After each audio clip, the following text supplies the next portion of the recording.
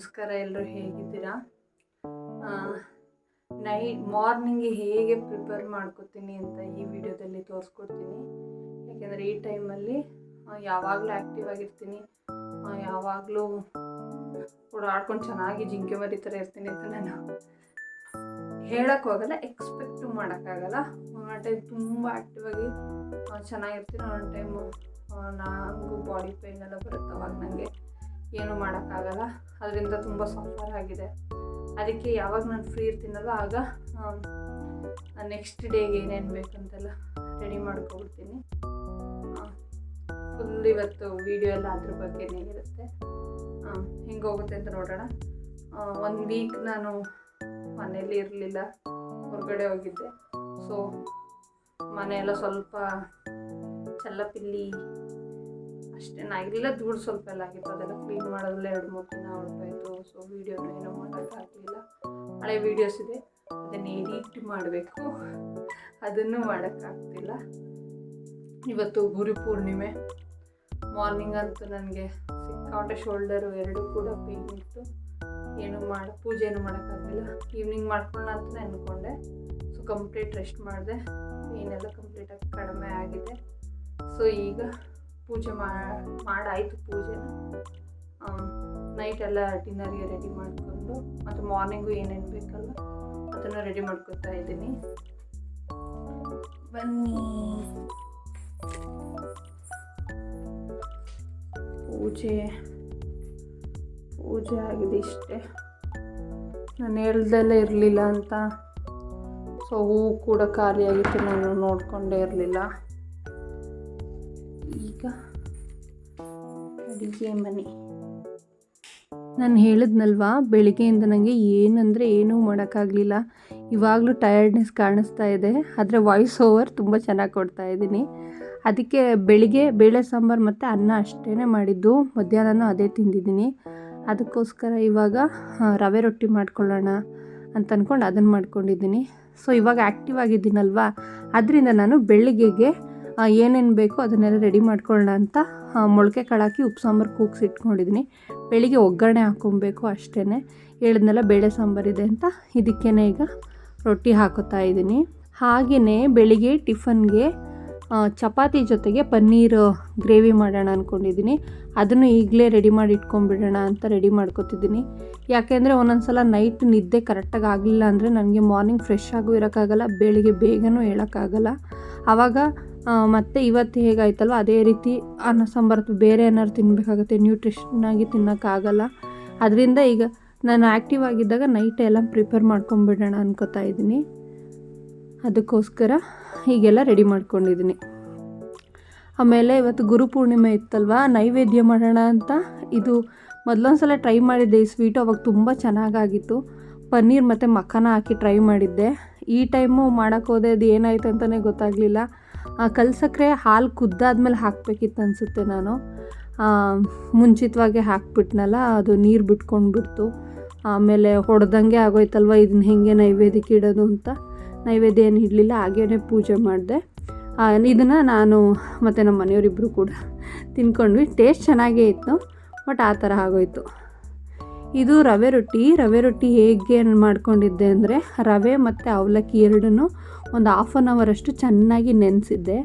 ಆ ನೆನೆಸಿರೋ ರವೆ ಮತ್ತು ಅವಲಕ್ಕಿಗೆ ಅಕ್ಕಿ ಹಸಿಟ್ಟು ಮತ್ತು ಸ್ವಲ್ಪ ಗೋಧಿ ಹಸಿಟ್ಟನ್ನ ಹಾಕ್ಕೊಂಡು ಚೆನ್ನಾಗಿ ಮಿಕ್ಸ್ ಮಾಡಿಕೊಂಡು ಅದಕ್ಕೆ ನಾನು ಹಾಕಿ ದೋಸೆ ಕನ್ಸಿಸ್ಟೆನ್ಸಿ ಮಾಡಿಕೊಂಡು ಹೆಂಚ ಮೇಲೆ ಹಾಕ್ಕೊಂಡಿದ್ದೀನಿ.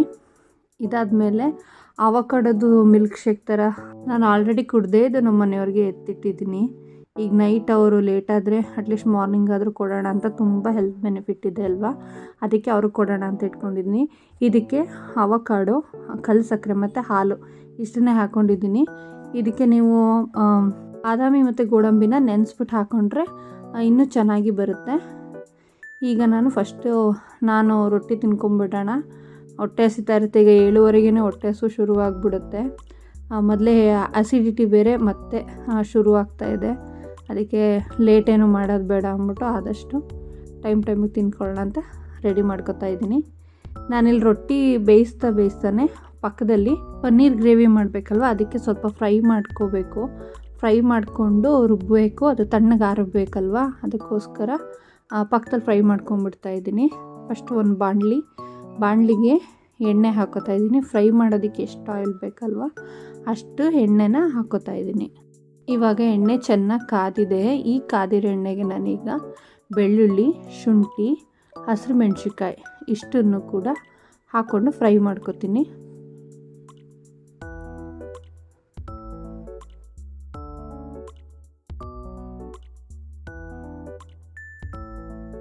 ಈಗ ಇಷ್ಟು ಚೆನ್ನಾಗಿ ಫ್ರೈ ಆದಮೇಲೆ ಒಂದು ಈರುಳ್ಳಿನ ತೊಗೊಂಡಿದ್ದೀನಿ. ನಾನೇ ಇಬ್ರಿಗೆ ಮಾಡ್ತಾ ಇರೋದ್ರಿಂದ ಒಂದು ಈರುಳ್ಳಿ ಸಾಕಾಗುತ್ತೆ ನಮ್ಮಿಬ್ರಿಗೂ. ಒಂದು ಈರುಳ್ಳಿ ದೊಡ್ಡದು ತೊಗೊಂಡು ಅದನ್ನು ಚೆನ್ನಾಗಿ ಕಟ್ ಮಾಡ್ಕೊಂಡಿದ್ದೀನಿ. ತುಂಬ ನೀವು ದಪ್ಪ ಕಟ್ ಮಾಡಿಕೊಂಡ್ರೆ ಜಾಸ್ತಿ ಎಣ್ಣೆ ಬೇಕಾಗುತ್ತೆ. ಅದರಿಂದ ಒಂದು ಮೀಡಿಯಮ್ ಸೈಜಲ್ಲೇ ಕಟ್ ಮಾಡಿಕೊಂಡು ಚೆನ್ನಾಗಿ ಫ್ರೈ ಮಾಡಿದ್ದೀನಿ. ಈ ಥರ ನೀಟಾಗಿ ಈರುಳ್ಳಿ ಎಲ್ಲ ಚೆನ್ನಾಗಿ ಬೇಯಬೇಕು. ಇದಾದಮೇಲೆ ಇದಕ್ಕೆ ನಾನು ಟೊಮೊಟೊ ಹಾಕೋತಾ ಇದ್ದೀನಿ. ಟೊಮೊಟೊ ಕೂಡ 2 ಟೊಮೊಟೊ ತೊಗೊಂಡಿದ್ದೀನಿ. ಚೆನ್ನಾಗಿ ಹಣ್ಣಾಗಿರೋಂಥ ಟೊಮೊಟೊ ತಗೊಳ್ಳಿ. ಇದನ್ನು ಚೆನ್ನಾಗಿ ಇವಾಗ ಫ್ರೈ ಮಾಡ್ಕೋಬೇಕು. ಟೊಮೊಟೊ ಫುಲ್ಲು ಬೆಂದು ಸಿಪ್ಪೆ ಹೊರಗಡೆ ಬರುತ್ತಲ್ಲ ಆ ಥರ ಆಗಬೇಕು. ಅಲ್ಲಿವರೆಗೂ ಚೆನ್ನಾಗಿ ಫ್ರೈ ಮಾಡ್ಕೋಬೇಕು. ಇದಕ್ಕೆ ಉಪ್ಪು ಆ್ಯಡ್ ಮಾಡ್ತಾಯಿದ್ದೀನಿ. ಬೇಗ ಬೇಯುತ್ತೆ ಕೂಡ, ಮತ್ತು ಟೇಸ್ಟ್ ಎಲ್ಲ ಸ್ಪ್ರೆಡ್ ಆಗಲಿ ಅನ್ನೋದಕ್ಕೋಸ್ಕರ ಉಪ್ಪು ಕೂಡ ಆ್ಯಡ್ ಮಾಡಿಕೊಂಡು ಚೆನ್ನಾಗಿ ಫ್ರೈ ಮಾಡ್ಕೋಬೇಕು. ನಾವೆಷ್ಟು ಚೆನ್ನಾಗಿ ಫ್ರೈ ಮಾಡ್ತೀವಲ್ವ ಅಷ್ಟು ಚೆನ್ನಾಗಿ ಗ್ರೇವಿ ಕ್ರೀಮಿಯಾಗಿ ಬರುತ್ತೆ. ಆವಾಗಲೇ ಟೇಸ್ಟ್ ಕೂಡ ಚೆನ್ನಾಗಿರುತ್ತೆ. ಇವಾಗ ಇದನ್ನು ಮೇಲೆ ಲಿಡ್ ಮುಚ್ಚಿ ನಾನು ನೀಟಾಗಿ ಬೇಯಿಸ್ಕೊತೀನಿ. ಈಗ ನೀಟಾಗಿ ಬೆಂದಿದೆ. ಇನ್ನೂ ಬೇಯಬೇಕು. ಚೆನ್ನಾಗಿ ಮಧ್ಯೆ ಕೈ ಆಡಿಸ್ತಾ ಇರಬೇಕು, ಯಾಕೆಂದರೆ ಕೆಲವೊಂದು ಸಲ ತಳ ಹತ್ಬಿಡುತ್ತೆ. ಅದ್ರ ಬದಲು ಆವಾಗವಾಗ ಲಿಡ್ನ ಓಪನ್ ಮಾಡಿ ನೀಟಾಗಿ ಬೇಯಿಸ್ತಾ ಇರಬೇಕು. ನೋಡಿ, ಅಲ್ಲಿ ಟೊಮೆಟೊ ನಾನು ಕಟ್ ಮಾಡೋಕ್ಕೆ ಟ್ರೈ ಮಾಡ್ತಿದ್ದೀನಿ, ಕಟ್ ಆಗ್ತಿಲ್ಲ. ಇನ್ನೂ ಹಾಗಾದರೆ ಇನ್ನೂ ಚೆನ್ನಾಗಿ ನಾನು ಫ್ರೈ ಮಾಡಬೇಕು. ಇದನ್ನು ಚೆನ್ನಾಗಿ ಫ್ರೈ ಮಾಡ್ಕೊತೀನಿ. ಇವಾಗ ನೋಡಿ, ಟೊಮೆಟೊ ತುಂಬ ಚೆನ್ನಾಗಿ ಬೆಂದಿದೆ. ಟೊಮೆಟೊ, ಈರುಳ್ಳಿ ಎಲ್ಲ ಈಗ ಸ್ಮ್ಯಾಶ್ ಆಗ್ತಾಯಿದೆ. ಸೊ ಈ ಹದಕ್ಕೆ ನಾವು ಚೆನ್ನಾಗಿ ಫ್ರೈ ಮಾಡಿಕೊಂಡ್ರೆ ಗ್ರೇವಿ ಚೆನ್ನಾಗಿ ಬರುತ್ತೆ. ಇವಾಗ ಸ್ಟವ್ ಆಫ್ ಮಾಡಿ ನೀಟಾಗಿದು ತಣ್ಣಗಾಗೋದಕ್ಕೆ ಬಿಡ್ತೀನಿ. ತಣ್ಣಗಾಗೋಷ್ಟರಲ್ಲಿ ನಾನು ಹೋಗಿ ರೊಟ್ಟಿ ತಿನ್ಕೊಂಡು ಬಂದುಬಿಡ್ತೀನಿ. ಈಗ ನೋಡಿದು ಚೆನ್ನಾಗಿ ತಣ್ಣಗಾಗಿದೆ. ಫುಲ್ಲು ಕಂಪ್ಲೀಟ್ ತಣ್ಣಗಾದ್ಮೇಲೆ ಮಿಕ್ಸಿಗೆ ಹಾಕ್ಕೊಂಡು ರುಬ್ಕೊಳ್ಳೋಣ. ಜಾರ್ಗೆ ಹಾಕಿ ನೀಟಾಗಿ, ಅಂದರೆ ಫುಲ್ಲು ಕ್ರೀಮಿ ಪೇಸ್ಟ್ ಆಗಬೇಕು, ಆ ರೀತಿ ನಾನು ಪೇಸ್ಟ್ ಮಾಡ್ಕೊಂಡು ಬರ್ತೀನಿ. ಇದಕ್ಕೆ ಸ್ವಲ್ಪ ನೀರನ್ನ ಸೇರಿಸ್ಕೊತಾ ಇದ್ದೀನಿ. ನೀರು ಸೇರಿಸ್ಕೊಂಡು ಚೆನ್ನಾಗಿ ರುಬ್ಕೊಳ್ಳೋಣ. ನೋಡಿ, ಇವಾಗ ನಾನು ಕಂಪ್ಲೀಟಾಗಿ ರುಬ್ಬಿದ್ದೀನಿ. ಇಷ್ಟು ಕ್ರೀಮಿಯಾಗಿ ರುಬ್ಕೋಬೇಕು. ಕಲರ್ ನೋಡಿ, ನಾನು ಯಾವುದೇ ಬ್ಯಾಡಗಿ ಮೆಣಸಿನ್ಕಾಯಿ ಹಾಕಿಲ್ಲ, ಏನಿಲ್ಲ. ಟೊಮೆಟೊ ನ್ಯಾಚುರಲ್ ಕಲರ್ ಏನಿದೆ ಅಲ್ವಾ, ಅದೇ ಕಲರ್ ಬಂದಿದೆ. ಇವಾಗ ನಾನು ಫ್ರೈ ಮಾಡಿದ್ನಲ್ಲ ಅದೇ ಬಾಣಲಿನ ಇಟ್ಕೋತಾ ಇದ್ದೀನಿ. ಆ ಬಾಣಲಿಗೆ ಮತ್ತೆ ನಾನು ಎಣ್ಣೆನ ಹಾಕೋತಾ ಇದ್ದೀನಿ. ಎಣ್ಣೆ ಕಾದ್ಮೇಲೆ ಅದಕ್ಕೆ ಸ್ವಲ್ಪ ಜೀರಿಗೆ ಮತ್ತು ಒಂದು ಪಲಾವ್ ಎಲೆನ ಹಾಕೋತಾ ಇದ್ದೀನಿ. ಜೀರಿಗೆನ ಸ್ವಲ್ಪನೇ ತೊಗೊಂಡಿದ್ದೀನಿ, ನನಗೆ ಅಷ್ಟು ಫ್ಲೇವರ್ ಜೀರಿಗೆದು ಇಷ್ಟ ಆಗಲ್ಲ, ಬಟ್ ಇದು ಟೇಸ್ಟಿಯಾಗಿರುತ್ತೆ. ಸೊ ಅದಕ್ಕೆ ಜೀರಿಗೆ ಹಾಕ್ಕೊಂಡಿದ್ದೀನಿ. ಅದೆರಡು ಸ್ವಲ್ಪ ಚೆನ್ನಾಗಿ ಫ್ರೈ ಆದಮೇಲೆ ಇನ್ನೂ ಒಂದು ಈರುಳ್ಳಿನ ನಾನು ಈ ಥರ ಕ್ಯೂಬ್ ಶೇಪಲ್ಲಿ ಕಟ್ ಮಾಡ್ಕೊಂಡಿದ್ದೀನಿ. ಅದು ಓಪನ್ ಮಾಡ್ಕೋಬೇಕು ನೀಟಾಗಿ, ಲೇಯರು. ಆವಾಗಲೇ ಅದು ಗ್ರೇವಿ ಚೆನ್ನಾಗಿರುತ್ತೆ. ಸೊ ಈಗ ಅದನ್ನು ಹಾಕ್ಕೊಂಡು ಚೆನ್ನಾಗಿ ಫ್ರೈ ಮಾಡ್ಕೋತೀನಿ. ಈಗ ಈರುಳ್ಳಿ ಒಂದು ಸ್ವಲ್ಪ ಫ್ರೈ ಆಗಿದೆ. ಈಗ ಇದಕ್ಕೆ ಕ್ಯಾಪ್ಸಿಕನ್ನ ಆ್ಯಡ್ ಮಾಡ್ಕೋತಾ ಇದ್ದೀನಿ. ಇದನ್ನು ಕೂಡ ಕ್ಯೂಬ್ ಶೇಪಲ್ಲೇ ನಾನು ಹಾಕ್ಕೊಂಡಿದ್ದೀನಿ. ಜೊತೆಗೆ ಟೊಮೆಟೊದ ಒಳಗಡೆ ಬೀಜ ಇರುತ್ತಲ್ಲ, ಅದನ್ನು ನಾನು ಗ್ರೇವಿಗೆ ಹಾಕ್ಕೊಂಡಿದ್ದೀನಿ. ಇದು ಏನು ಔಟರ್ ಲೇಯರ್ ಇರುತ್ತಲ್ವ, ಅದನ್ನು ಕ್ಯೂಬ್ ಶೇಪಲ್ಲಿ ಕಟ್ ಮಾಡಿಕೊಂಡು ಅದನ್ನು ಕೂಡ ಹಾಕೋತಾ ಇದ್ದೀನಿ. ಈಗ ಇಷ್ಟನ್ನು ಫ್ರೈ ಮಾಡ್ಕೊಳ್ಳೋಣ. ತೀರಾ ಬೇಯೋ ಥರ ಫ್ರೈ ಮಾಡೋದು ಬೇಡ, ಯಾಕಂದರೆ ಇದು ಮಧ್ಯ ಬಾಯಿಗೆ ಕ್ರಂಚಿಯಾಗಿ ಸಿಕ್ಕರೆ ಚೆನ್ನಾಗಿರುತ್ತೆ. ಸೊ ಒಂದು ಮಟ್ಟಿಗೆ ಒಂದು 10% ಅಷ್ಟು ಫ್ರೈ ಮಾಡಿಕೊಂಡ್ರೆ ಸಾಕು. ಇದಕ್ಕೆ ಇವಾಗ ನಾನು ಉಪ್ಪನ್ನ ಆ್ಯಡ್ ಮಾಡ್ತಾಯಿದ್ದೀನಿ. ತರಕಾರಿ ಉಪ್ಪು ಹಿಡಿಬೇಕು ಮತ್ತು ಬೇಯೋದಕ್ಕೋಸ್ಕರ. ಈಗ ಮತ್ತೆ ಒಂದು ಸಲ ನೀಟಾಗಿ ಎಲ್ಲನೂ ಮಿಕ್ಸ್ ಮಾಡ್ಕೊತೀನಿ. ತರಕಾರಿ ಒಂದು 10% ಅಷ್ಟು ಬೆಂದ್ರೇ ಸಾಕು. ಇವಾಗ ನಾನು ಏನು ರುಬ್ಕೊಂಡಿದ್ನಲ್ವ ಆ ಮಸಾಲೆನ ಹಾಕೋತಾ ಇದ್ದೀನಿ.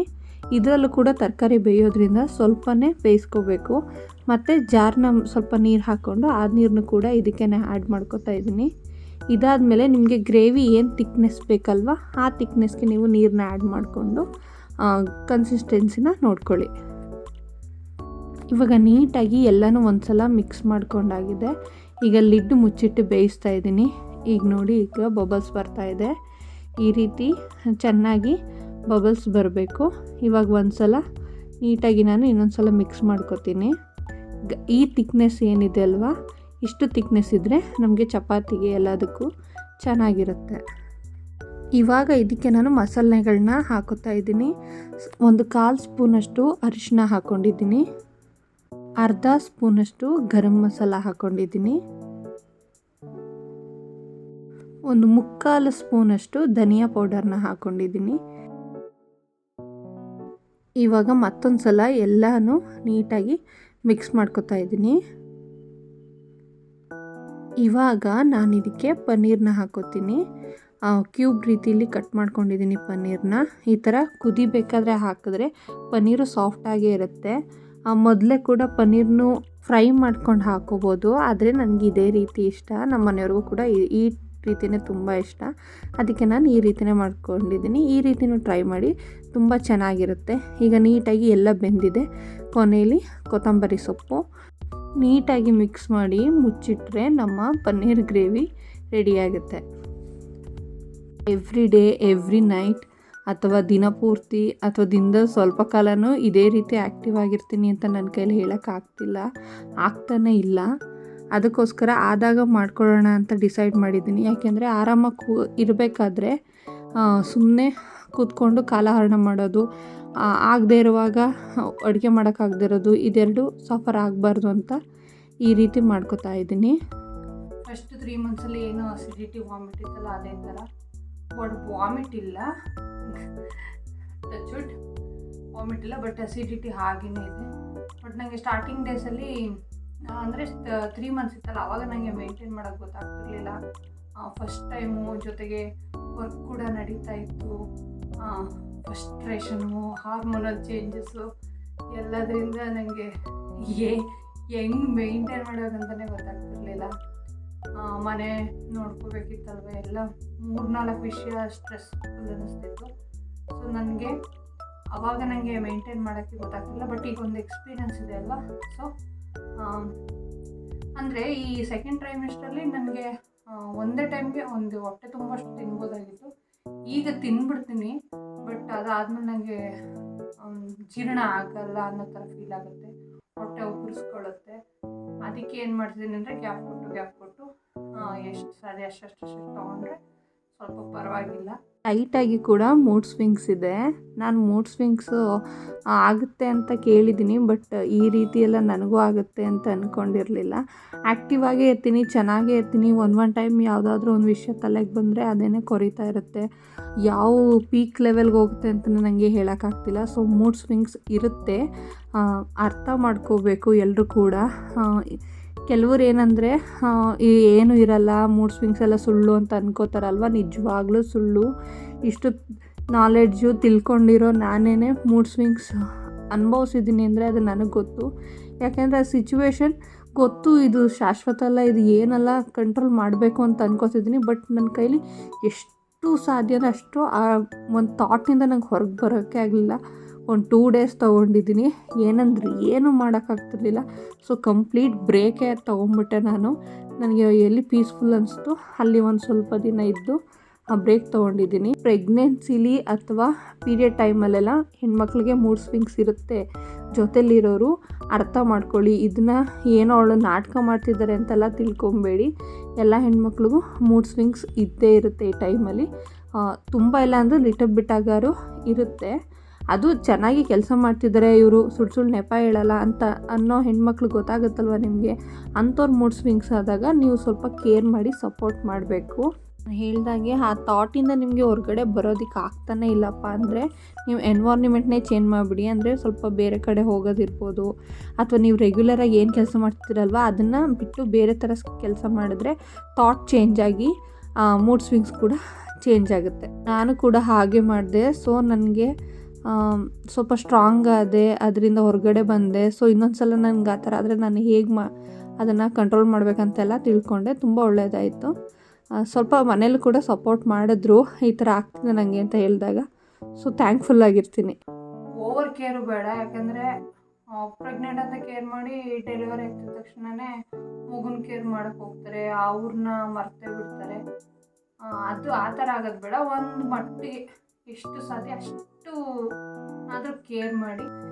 ಗುರುಪೂರ್ಣಿಮೆ, ಸ್ಕೂಲು ಕಾಲೇಜು ಅಷ್ಟೇ ಅಲ್ಲ, ಲೈಫಲ್ಲಿ ಯಾರು ಏನೇನೋ ಹೇಳ್ಕೊಟ್ಟಿದ್ದಾರಲ್ವ, ಎಷ್ಟೊಂದು ಹೇಳ್ಕೊಟ್ಟಿದ್ದಾರೆ. ನಾನಂತೂ ಪ್ರತಿಯೊಂದು ಯಾರಿಂದ ಕಲಿಸ್ತೀನಿ ಅವ್ರನ್ನೆಲ್ಲ ನೆನೆಸ್ಕೊತೀನಿ. ಆ ಕೆಲಸ ಮಾಡ್ಬೇಕಾದ್ರೆ ಪಕ್ಕ ನೆನಪಾಗ್ತಾರೆ. ಒಂದು ಅಡುಗೆ ಇರ್ಬೋದು ಅಥವಾ ಒಂದು ಮಾತುಕತೆ ಏನಾದರೂ ಆಗಿರಲಿ, ಅವ್ರನ್ನ ನೆನೆಸ್ಕೊತೀನಿ. ನಾನು ಅನ್ಕೋತಿದ್ದೆ ಟೀಚರ್ಸ್ ಡೇ ಇದೆಲ್ಲ ಬಂದಾಗ ಪಾಠ ಮಾಡಿದವ್ರು ಮಾತ್ರ ಅಲ್ಲ, ಒಂದು ಅಕ್ಷರ ಹೇಳ್ಕೊಟ್ರಲ್ಲ ಅವರು ಕೂಡ ಗುರುಗಳು, ಅವ್ರಿಗೂ ಕೂಡ ರೆಸ್ಪೆಕ್ಟ್ ಕೊಡಬೇಕು ಅಂತ. ಬಟ್ ಆ ವಯಸ್ಸಲ್ಲಿ ಇದೆಲ್ಲ ಹೆಂಗೆ ಬರ್ತಿತ್ತು, ಇನ್ನೊಬ್ರಿಗೆ ಶೇರ್ ಮಾಡಿದ್ರೆ ಡೊವೆ ಮಾಡ್ತಾರೆ ಅನ್ಕೋತಾರಲ್ವ. ಅದಕ್ಕೆ ಈಗ ಏನು ನಾನು ಹೇಳ್ಕೊಳಕ್ಕೆ ಹೋಗಲ್ಲ. ನಾನು ಏನಿದೆ ನಾನು ಇಟ್ಕೋತೀನಿ. ನಾನು ಥ್ಯಾಂಕ್ಫುಲ್ ಆಗಿದ್ದೀನಿ ನನ್ನೆಲ್ಲ ಗುರುಗಳಿಗೂ ಕೂಡ. ಸ್ಕೂಲ್ ಡೇಸಲ್ಲಿ ತುಂಬ ಬರೀ ಎಜುಕೇಷನ್ ಪರ್ಪಸ್ ಅಲ್ಲದೇ ತುಂಬ ವಿಷಯಗಳನ್ನ ಕಲ್ತ್ಕೊಂಡಿದ್ದೀನಿ. ಬಟ್ ಈಗಿನ ಎಜುಕೇಷನಲ್ಲಿ ಇದು ತುಂಬ ಮಿಸ್ ಇದೆ. ನಾನು ಟೀಚರ್ ಆಗಿದ್ದರಿಂದ ಜೀವನಕ್ಕೆ ಏನು ಬೇಕು ಅನ್ನೋದನ್ನು ನಾವು ಹೇಳ್ಕೊಡೋದು ಕಡಿಮೆ ಮಾಡ್ತಾ ಇದ್ದೀವಿ. ಕಾಂಪಿಟೇಷನ್ಗೆ ಇಳಿತಾ ಇದ್ದೀವಿ, ಕಾಂಪಿಟೇಟಾಗಿ ಕಾಂಪಿಟೇಷನ್ನೇ ಸ್ಕೂಲ್ ಮಧ್ಯೆ ಕಾಂಪಿಟೇಷನು, ಮಗು ಮಧ್ಯೆ ಕಾಂಪಿಟೇಷನು. ಇದನ್ನು ಸ್ವಲ್ಪ ಕಡಿಮೆ ಮಾಡಿ ಆ ಫ್ಯೂಚರ್ಗೆ ಏನು ಬೇಕಲ್ವ, ಅಂದರೆ ಜೀವನ ಹೆಂಗೆ ಮಾಡಬೇಕು ಅನ್ನೋದು, ಆ ಲೈಫ್ ಹೆಂಗಿರುತ್ತೆ ಅನ್ನೋದು ಸ್ವಲ್ಪ ಈ ಅಡಲ್ಟ್ಸ್ ಅಂದರೆ ಆಫ್ಟರ್ 6th ಸ್ಟ್ಯಾಂಡರ್ಡಿನ ಏನು ಬರ್ತಾರೆ ಆ ಮಕ್ಕಳು ಸ್ವಲ್ಪ ಅದನ್ನು ಇಂಪ್ಯಾಕ್ಟ್ ಮಾಡಿ ಹೇಳ್ಕೊಡ್ಬೇಕು. ಮೌಲ್ಯ ಶಿಕ್ಷಣ ಅಂತಿದ್ರೆ ಮಾರಲ್ ಎಜುಕೇಷನ್. ಒಂದು ಸ್ಟೋರಿ ಹೇಳಿ ಅದಕ್ಕೆ ಮಾರಲ್ ಹೇಳೋದಲ್ಲ, ರಿಯಲ್ ಲೈಫ್ ಎಕ್ಸಾಂಪಲ್ಸ್ನ ಕೊಡಿ. ನಿಮ್ಗೆ ಎಷ್ಟು ಸಾಧ್ಯ ಅಷ್ಟು ಇನ್ಫಾರ್ಮೇಷನ್ನ ಮಕ್ಕಳಿಗೆ ತಿಳಿಸಿ ಅವ್ರ ಫ್ಯೂಚರ್ ಒಳ್ಳೆಯದಾಗುತ್ತೆ. ಯಾಕಂದರೆ ಎಷ್ಟು ಒಳ್ಳೆಯದಾಗಿದೆ ಅಂತ ನನಗೆ ಗೊತ್ತು ಮಾರಲ್ ಎಜುಕೇಷನ್. ಅಥವಾ ನಾನು ಇಷ್ಟಪಡ್ತೀನಿ ಎಲ್ಲರಿಂದ ಎಕ್ಸ್ಪೀರಿಯನ್ಸ್ನ ಶೇರ್ ಕೇಳೋದಕ್ಕೆ. ನಾನು ಡಿಗ್ರಿಲಿ ಇರ್ಬೇಕಾದ್ರೆ ಒಬ್ಬರು ಸೆಕೆಂಡ್ ಇಯರ್ಲಿ ಸಬ್ಜೆಕ್ಟು ಮರ್ತೋಗ್ಬಿಟ್ಟಿದ್ದೀನಿ. ಅವರು ಸರ್ ತುಂಬ ರೀಸೆಂಟಾಗಿ ಸಿಕ್ಕಿದ್ರು. ನಾನು ಸಿಕ್ಕಿದಾಗ ಅವ್ರಿಗೆ ಹೇಳಿದ್ದೆ, ನೀವು ಈ ಥರ ಹೇಳಿದ್ರಿ, ಇದು ಹೇಳಿದ್ಮೇಲೆ ನಾನು ಚೇಂಜ್ ಮಾಡಿಕೊಂಡೆ ನನ್ನ ಥಾಟ್ಸು, ಇದರಿಂದ ನನಗೆ ತುಂಬ ಒಳ್ಳೆಯದಾಯ್ತು ಅಂತ. ಅಂದರೆ ಅವ್ರು ಏನು ಹೇಳಿದ್ರು ಅಂದರೆ, ಅವರು ಅವರ ಅಪ್ಪನ ಫ್ರೆಂಡ್ಸ್ ಇರ್ತಾರಲ್ವ ಅವ್ರ ಜೊತೆ ಜಾಸ್ತಿ ಕಮ್ಯುನಿಕೇಟ್ ಮಾಡ್ತಿದ್ದಾರಂತೆ. ಯಾಕಂದರೆ ಅವ್ರ ಎಕ್ಸ್ಪೀರಿಯನ್ಸ್ನ ಇವರು ಕೇಳಿಕೊಂಡು ಇವ್ರು ನೆಕ್ಸ್ಟ್ ಸ್ಟೆಪ್ ಇಡಬೇಕಾದ್ರೆ ಆ ಎಕ್ಸ್ಪೀರಿಯನ್ಸು ಮತ್ತು ಇವ್ರ ಆಲೋಚನೆ ಎರಡು ಮಿಕ್ಸ್ ಮಾಡಿ ಅವರು ನೆಕ್ಸ್ಟ್ ಸ್ಟೆಪ್ ಇಟ್ಕೊಂಡಿರ್ತಾರೆ, ಸಕ್ಸಸ್ ಆಗ್ತಿದ್ದಾರಂತೆ.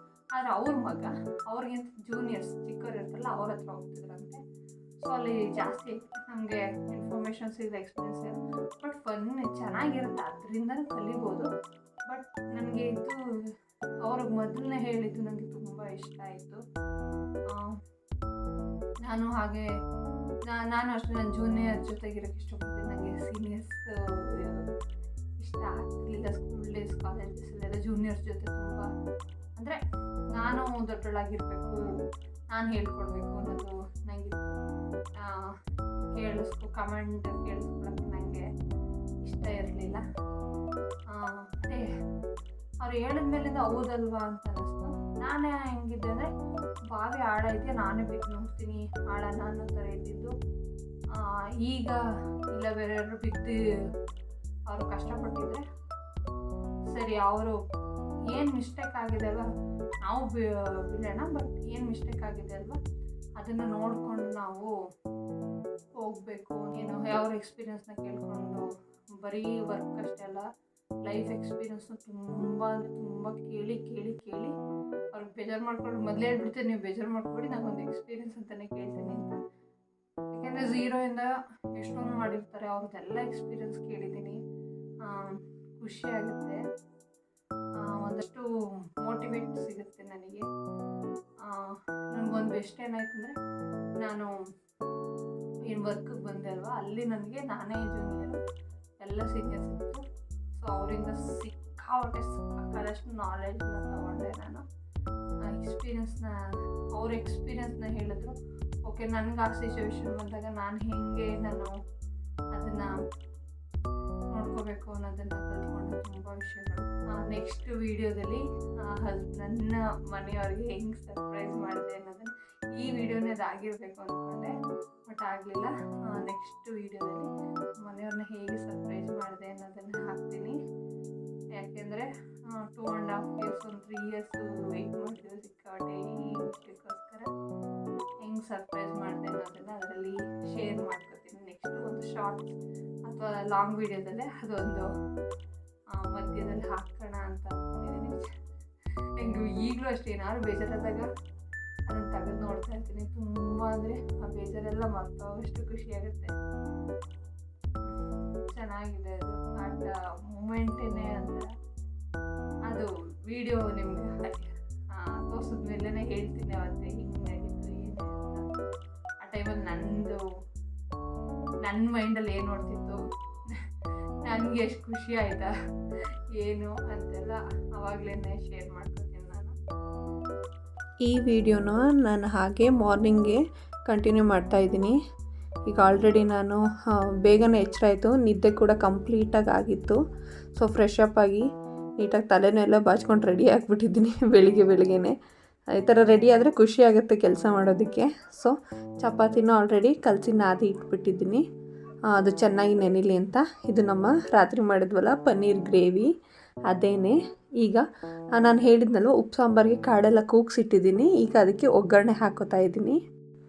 ಈಗ ಎಣ್ಣೆ ಹಾಕೋತಾ ಇದ್ದೀನಿ. ಎಣ್ಣೆ ಕಾದ್ಮೇಲೆ ಅದಕ್ಕೆ ಸಾಸಿವೆ ಕಾಳು, ಬೆಳ್ಳುಳ್ಳಿ,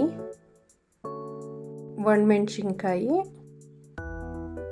ಕರ್ಬೇವಿನ ಸೊಪ್ಪು ಖಾಲಿ ಆಗಿತ್ತು. ಸೊ ಅದಕ್ಕೋಸ್ಕರ ಕರ್ಬೇವಿನ ಸೊಪ್ಪು ನಾನು ಹಾಕ್ಕೊಂಡಿಲ್ಲ, ನೀವು ಹಾಕ್ಕೊಳ್ಳಿ.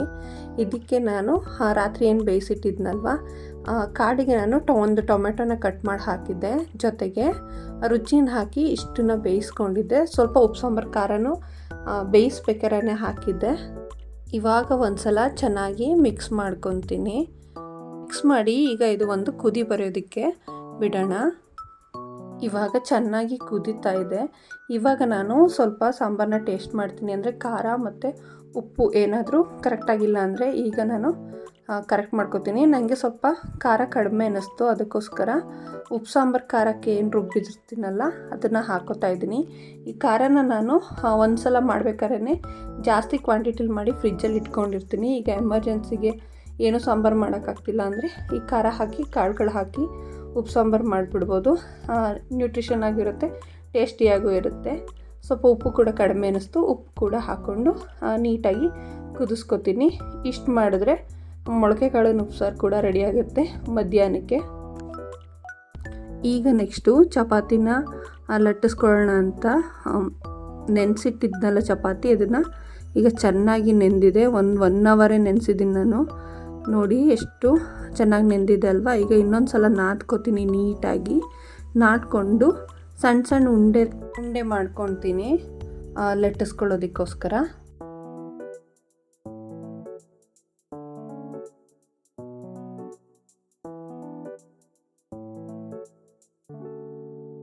ಈಗ ಇದು ರೆಡಿಯಾಗಿದೆ. ನೀಟಾಗಿ ಚಪಾತಿನ ಲಟ್ಟಿಸ್ಕೊಳ್ಳೋಣ.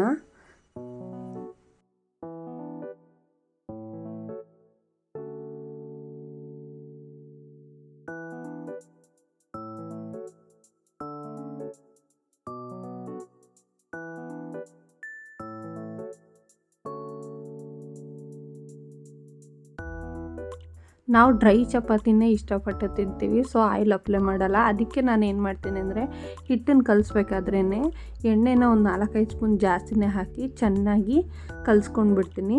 ಈಗ ನೋಡಿ 1 hour ಚೆನ್ನಾಗಿ ನೆನೆಸಿದ್ದೆ ಅಲ್ವಾ, ಚೆನ್ನಾಗಿ ನಾದ್ಬಿಟ್ಟು ಸೊ ಉಪ್ತಾ ಇದೆ ಪೂರಿ ಥರ ಚಪಾತಿ. ಡ್ರೈ ಚಪಾತಿ ಒಂದೊಂದು ಸಲ ಬೇಯಿಸ್ಬೇಕಾದ್ರೆ ಕಟ್ಟಕ್ಲಾಗ್ಬಿಡುತ್ತೆ ಅಂತಾರೆ, ಅಂದರೆ ಸೀದೋಗ್ಬಿಡುತ್ತೆ. ಅಂದರೆ ಆಲ್ಟರ್ನೇಟಿವ್ ಆಗಿ ಆ ಕಡೆ ಈ ಕಡೆ ಚೇಂಜ್ ಮಾಡ್ತಾ ನಾವು ಬೇಯಿಸ್ಕೊಂಡ್ರೆ ಏನಾಗಲ್ಲ, ಆರಾಮಾಗಿ ಸಾಫ್ಟಾಗಿ ಬೇಯಿಸ್ಬೋದು. ಡ್ರೈ ಚಪಾತಿ ತಿಂತೀನಿ ಅಂತ ಹೇಳ್ದೆ ಅಲ್ವಾ, ಆದರೆ ಇತ್ತೀಚೆಗೆ ನಾನು ತುಪ್ಪನ ಹಾಕೋತಾ ಇದ್ದೀನಿ. ಯಾಕೆಂದರೆ ನನಗೆ ತುಪ್ಪ ಬೇರೆ ಅದರಲ್ಲಿ ಹಾಕ್ಕೊಂಡು ತಿನ್ನೋದಕ್ಕೆ ಮರ್ತೋಗ್ತಿದೆ. ಅದಕ್ಕೆ ದೋಸೆ ಮತ್ತು ಚಪಾತಿ ಏನಾದರೂ ಮಾಡಿದ್ರೆ ದೋಸೆ ಚಪಾತಿ ಮೇಲೇ ಹಾಕ್ಕೊಂಡು ತುಪ್ಪನ ತಿನ್ಕೋತಾ ಇದ್ದೀನಿ. ಸೊ ತುಪ್ಪವನ್ನು ಹಾಕ್ಕೊಂಡು ನೀಟಾಗಿ ಇನ್ನೊಂದು ಸಲ ಬೇಯಿಸ್ಕೊತಾ ಇದ್ದೀನಿ. ಇವಾಗ ಚಪಾತಿ ಮತ್ತು ಪನ್ನೀರ್ ಹೇಗಿದೆ ಅಂತ ಟೇಸ್ಟ್ ಕೇಳೋಣ.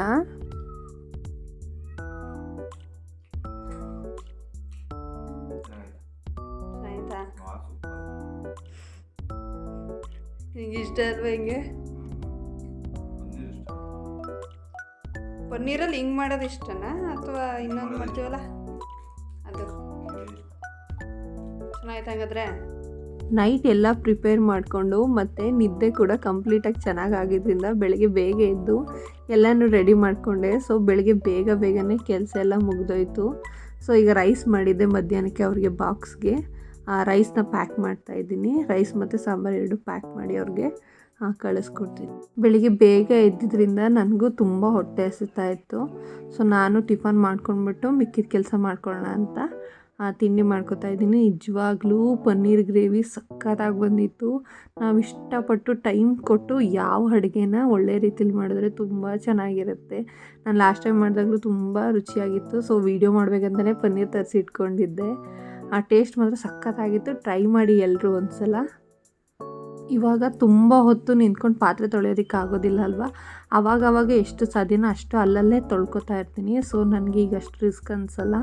ಸೊ ಇದು ತಿಂಡಿ ಆದಮೇಲೆ ನಾವು ಏನಿಬ್ಬರು ಪ್ಲೇಟ್ಸ್ ಇತ್ತಲ್ಲ ಅದು ಮತ್ತು ಸ್ವಲ್ಪ ಪಾತ್ರೆ ಇತ್ತು ಅಷ್ಟೇ. ಇಷ್ಟನ್ನು ವಾಶ್ ಮಾಡಿಟ್ರೆ ನಾನು ಆಲ್ಮೋಸ್ಟ್ ಇವತ್ತಿನ ಕೆಲಸ ಮುಗ್ದೇ ಹೋಯಿತು. ಒಂದೊಂದು ಸಲ ಹೀಗೆ ಆಗುತ್ತೆ, ತುಂಬ ಚೆನ್ನಾಗೇ ಇರ್ತೀನಿ, ಒಂದೊಂದು ಸಲ ಆಗೋದೇ ಇಲ್ಲ. ಸೊ ಅದಕ್ಕೋಸ್ಕರ ಏನು ಅಂದ್ಕೊಂಡಿದ್ದೀನಿ ಅಂದರೆ ಚೆನ್ನಾಗಿ ಯಾವಾಗ ನಾನು ಆ್ಯಕ್ಟಿವ್ ಆಗಿದ್ದೀನಿ, ಸುಸ್ತಾಗ್ತಿಲ್ಲ, ಏನು ಪೇಯ್ನ್ ಇಲ್ಲಪ್ಪ ಅಂದಾಗ ಕೆಲಸಗಳನ್ನ ಮಾಡ್ಕೊಳ್ಬೇಕಂತ ಡಿಸೈಡ್ ಮಾಡ್ಕೊಂಡ್ಬಿಟ್ಟಿದ್ದೀನಿ. ಈ ಥರ ಮಾಡಿಕೊಂಡ್ರೆ ಕೆಲಸ ಮಾಡೋದಕ್ಕೆ ಕೂಡ ಬೇಜಾರಾಗಲ್ಲ. ಅಯ್ಯೋ ಕೆಲಸ ಮಾಡಬೇಕಾ ಅಂತ ಕೂಡ ಅನಿಸೋದೇ ಇಲ್ಲ. 2 ಸಲ ಅಡುಗೆ ಮಾಡೋದ್ರಿಂದ ದಿನಕ್ಕೆ ನಾನು 2 ಸಲ ಕೂಡ ಸ್ಟವ್ ಕ್ಲೀನ್ ಮಾಡ್ಕೊತಾ ಇರ್ತೀನಿ.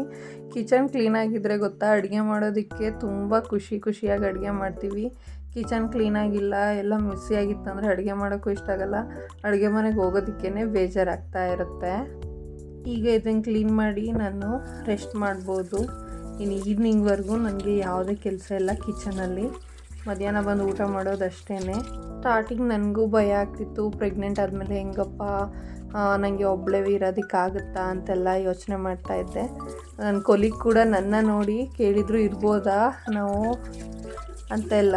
ಬಟ್ ಆರಾಮಾಗಿ ಸರ್ವೈವ್ ಆಗ್ಬೋದು, ಏನೂ ಇಲ್ಲ. ಈ ಥರ ನಾವು ಪ್ಲ್ಯಾನ್ ಮಾಡ್ಕೊಬೇಕಷ್ಟೇ. ಕಂಪ್ಲೀಟಾಗಿ ಈಗ ಅಡುಗೆ ಮನೆ ಕೆಲಸ ಎಲ್ಲ ಮುಗಿದೋಯ್ತು. ಟೈಮ್ ಬಂದು ಕರೆಕ್ಟಾಗಿ 8:05ಕ್ಕೆ ನೋಡಿದ್ರೆ ಎಲ್ಲ ಮುಗಿದು ಅಡುಗೆ ಮನೆ ಕೆಲಸ ಮುಗಿದೋಯ್ತು. ಇನ್ನೇನಾದರೂ ಒಂದು ಮಧ್ಯಾಹ್ನ ಊಟ ಮಾಡಿಕೊಂಡು ಇನ್ನು ರಾತ್ರಿ ಏನು ಅಡುಗೆ ಇದೆ ಅದಕ್ಕೆ ಮಾತ್ರ ಬರಬೇಕು. ಎಲ್ಲ ಇಷ್ಟು ಬೇಗ ಎದ್ರೆ ಮುಗಿದೋಗುತ್ತೆ. ನಾನು ತಿಂಡಿ ಮಾಡ್ಕೊಂಡ್ಬಿಟ್ಟೆ. 4 ಗಂಟೆಗೆ ಹೆಚ್ಚಾಗಿತ್ತಲ್ವ, ಅದರಿಂದ ನನಗೂ ಬೇಗ ಹೊಟ್ಟೆ ಹಸಿತಾಯಿತ್ತು. ಅದಕ್ಕೆ ಎಲ್ಲನೂ ಮುಗಿಸ್ಕೊಂಡೆ. ಇದಿಷ್ಟು ಈ ವಿಡಿಯೋ ಆಗಿತ್ತು. ಈ ವಿಡಿಯೋ ಏನಾದರೂ ನಿಮ್ಗೆ ಇಷ್ಟ ಆದರೆ ಲೈಕ್ ಮಾಡಿ, ಶೇರ್ ಮಾಡಿ, ಸಬ್ಸ್ಕ್ರೈಬ್ ಮಾಡಿಕೊಡಿ. ಈ ಪುಟಾಣಿ ಯೂಟ್ಯೂಬರ್ನ ಸಪೋರ್ಟ್ ಮಾಡಿ. Thank you. ಬಾಯ್.